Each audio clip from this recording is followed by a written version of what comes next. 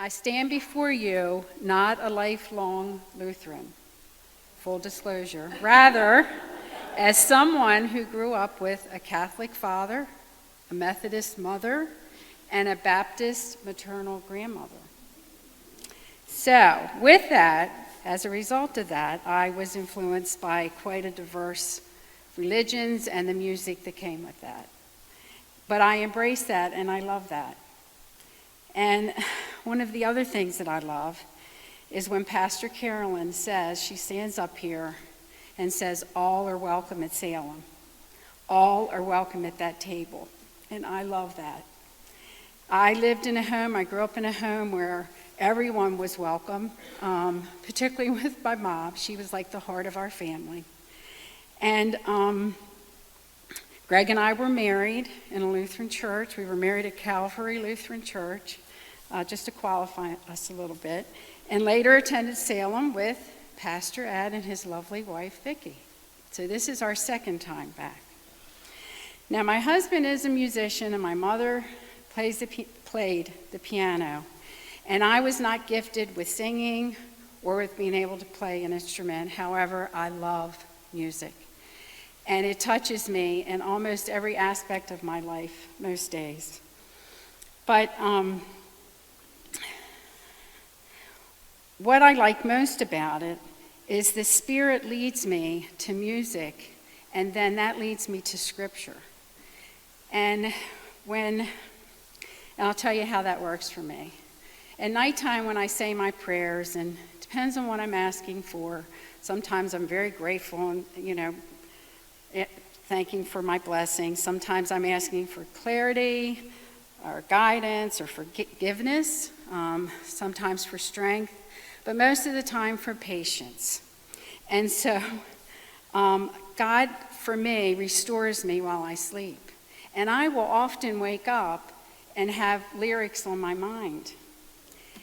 And then that leads me to something. So one of my favorite hymns is Be Not Afraid. And that always leads me to Psalm 27, because that's about, for me, am I going to be afraid or am I going to trust him? Am I going to, be anxious or am I going to trust him? And so what I can tell you is I've had cancer twice. I've survived twice. And with both episodes, I was never afraid. Never. And that's profound to me, because that's where I get that from. And music was a big part of that. So the last verse in Psalm 27 is, wait for the Lord, be strong and take heart, and wait for the Lord.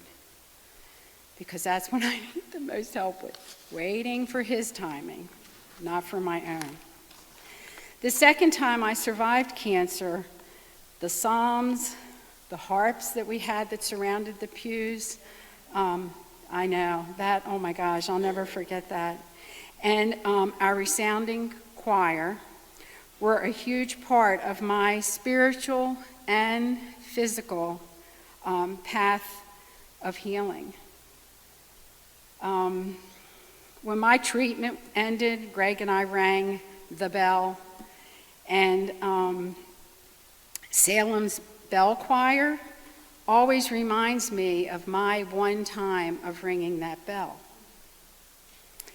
And this musical balm, I think, from our church offered me emotional healing as well.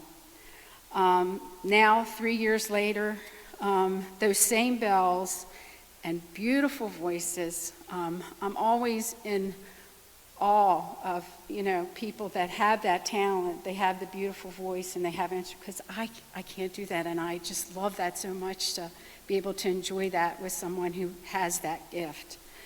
But all of that continues to bring peace to my soul and joy to my heart. And be it the Saturday contemporary music that makes me want to clap and dance, while trying to be in the pew, or if it's coming to the traditional services on Sunday And those hymns often bring a tear to my eye because they put joy in my heart. And but no matter what sin or trial or tribulation I bring through those doors, I always, and it's underlined, leave with hope and a peace in my heart, as Pastor Stan often concludes with, I love this, go in peace and do not lose heart. I believe music made here before God is a balm of healing that Salem provides to all that enter. Under the direction of Mary Miller, let us continue to be filled with the Spirit, speaking to one another with psalms, hymns, and songs from the Spirit. Sing and make music from your heart to the Lord. And that's in Ephesians 5. So I thank you for listening to my story.